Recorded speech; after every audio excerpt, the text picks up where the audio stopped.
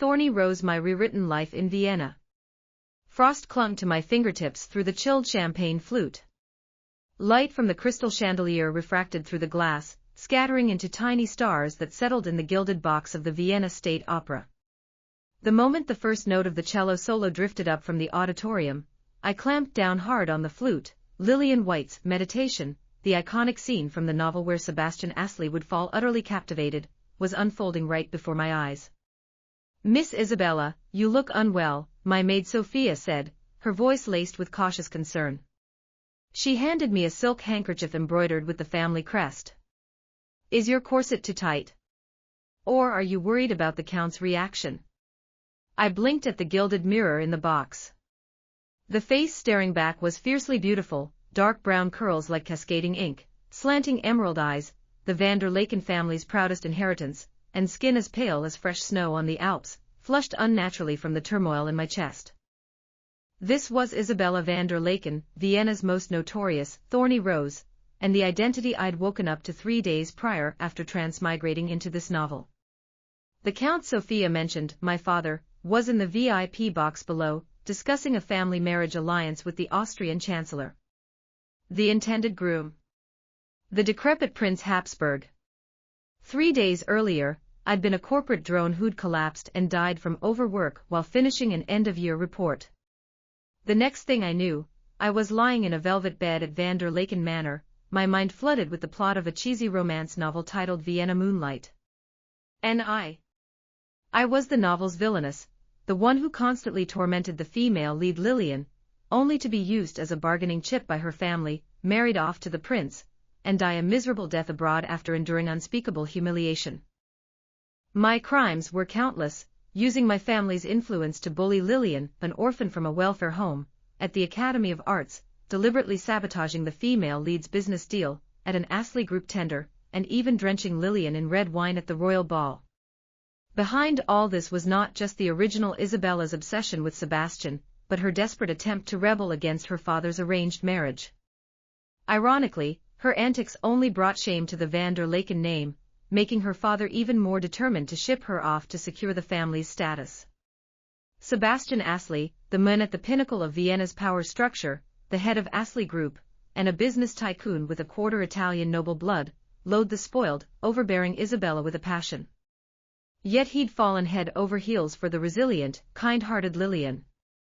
In the original novel, he not only doted on the female lead until she became Vienna's most admired noblewoman, but also personally engineered the Van der Laken family's downfall, all because the original Isabella had framed Lillian and disrupted his business plans in the process. The original Isabella's tragic fate sent a shiver down my spine. Just as I nearly dropped the champagne flute, a wave of applause surged from the auditorium. The cello solo had ended. I watched Lillian emerge from the side stage, dressed in a plain white performance gown, holding her cello case with a gentle, humble posture. She collided head-on with a man walking down the corridor. It was Sebastian. He wore a perfectly tailored black velvet suit, his shirt collar unadorned with a cravat, revealing a smooth, elegant neckline. Light danced on his honey blonde hair, and his ice blue eyes, like cold waves on the Danube, were fixed on Lillian, soft with the tender gaze I'd read about in the novel, the kind reserved exclusively for the male lead's beloved. According to the original plot, I should have stormed down immediately, my 10-centimeter stilettos clicking sharply on the marble, demanding to know why Sebastian had ignored my invitation.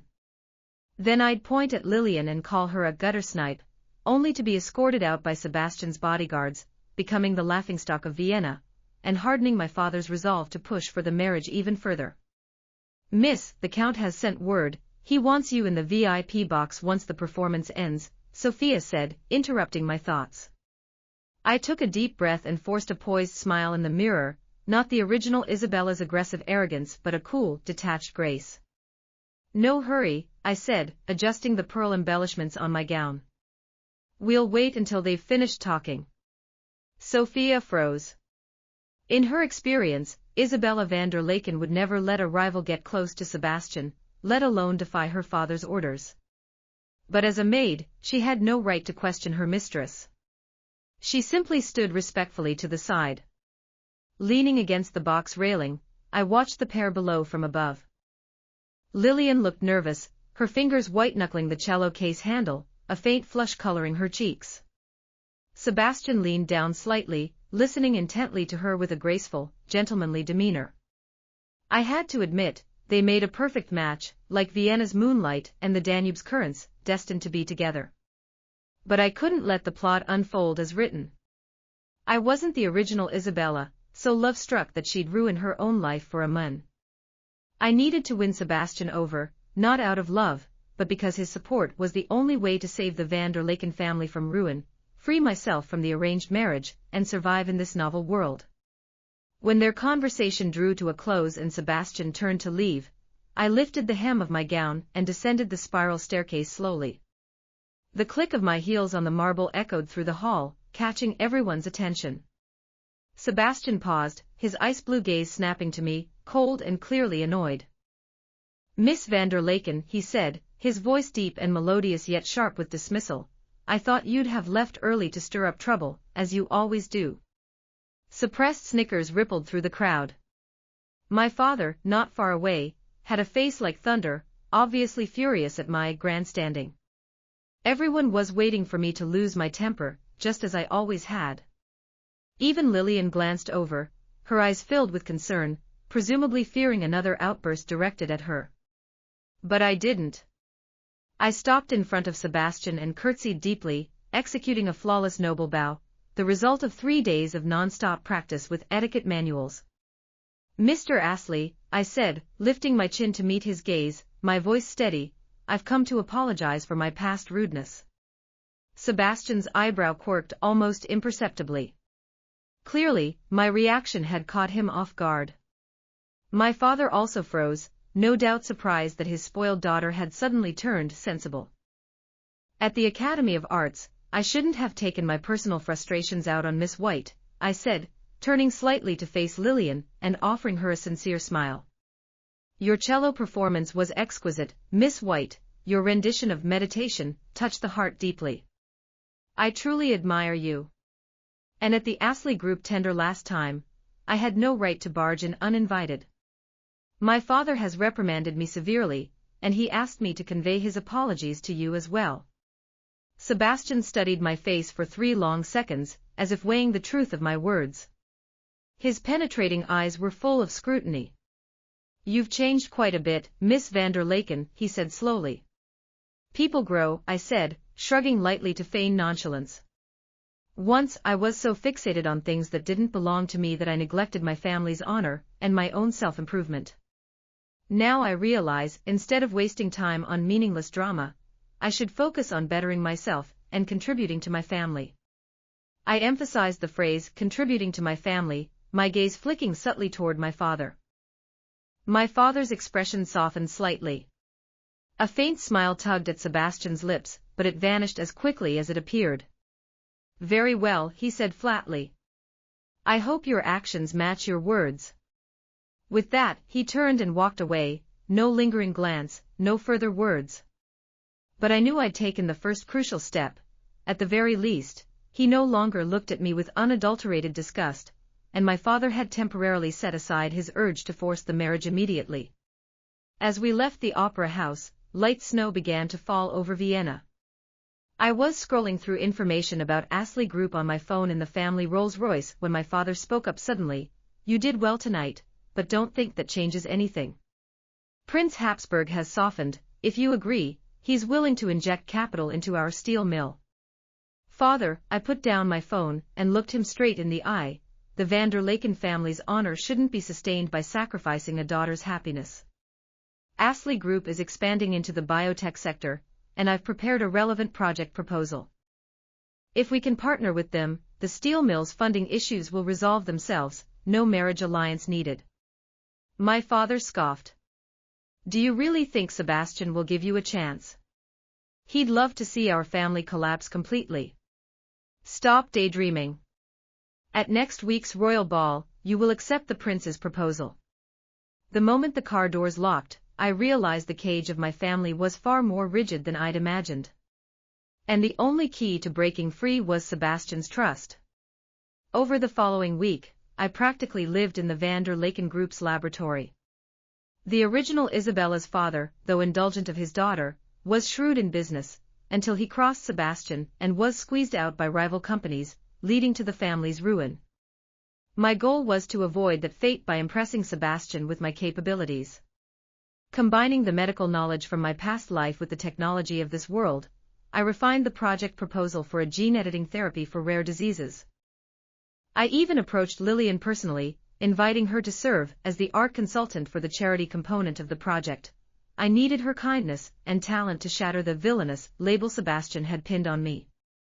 Lillian's involvement proved to be a turning point.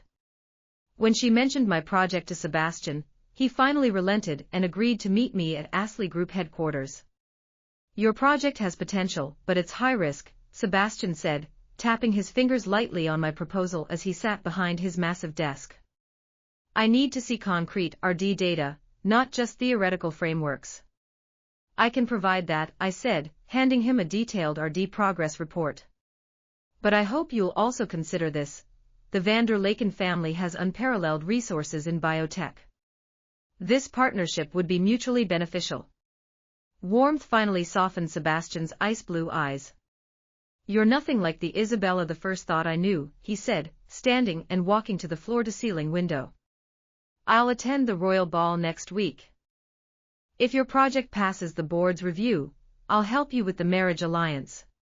His words were a huge relief. As I left headquarters, his assistant caught up to me. "Miss van der Laken, Mr. Astley asked me to give you this."